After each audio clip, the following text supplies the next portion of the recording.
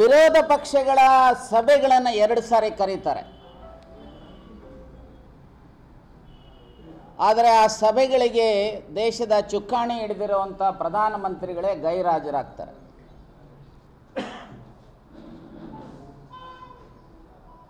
ಅರೆ, ಇಂಥ ಕ್ರೈಸಿಸ್ನಲ್ಲಿ ಇಡೀ ದೇಶವನ್ನು,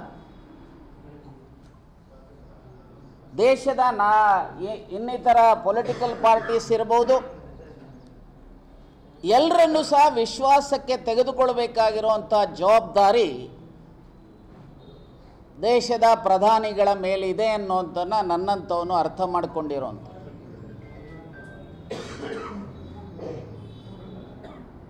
ಯುದ್ಧ ನಿಲ್ಲುತ್ತೆ, ಸೀಸ್ ಫೈರ್ ಆಗುತ್ತೆ. ಯಾರು ಹೇಳ್ತಾರೆ?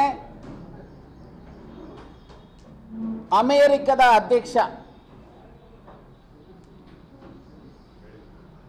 ಈಗ ಅವರು ಹೇಳಿಲ್ಲ ಅನ್ನುವಂಥದ್ದು ಹೇಳ್ತಾರೆ. ನಾನು ನಿಮ್ಮ ಮೂಲಕ ಕೇಳ್ತೇನೆ, mister Modi, with due respect to you and to your leadership,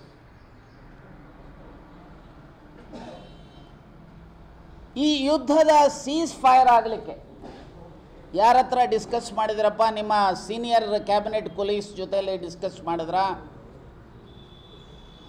ಅಥವಾ ನಿಮ್ಮ ಕ್ಯಾಬಿನೆಟನ್ನು ಕರೆದು ಡಿಸ್ಕಸ್ ಮಾಡಿದ್ರಾ? ಅಥವಾ ಹೋಗ್ಲಿ ಆಲ್ ಪಾರ್ಟಿ ಲೀಡರ್ಸನ್ನು ಕರೆದು ಡಿಸ್ಕಸ್ ಮಾಡಿದ್ರಾ? ನೀವು ಬಿಡಿ, ಕಾಶ್ಮೀರಕ್ಕೆ ಭೇಟಿ ಮಾಡಲಿಲ್ಲ, ಮಣಿಪುರಕ್ಕೆ ಭೇಟಿ ಮಾಡಲಿಲ್ಲ,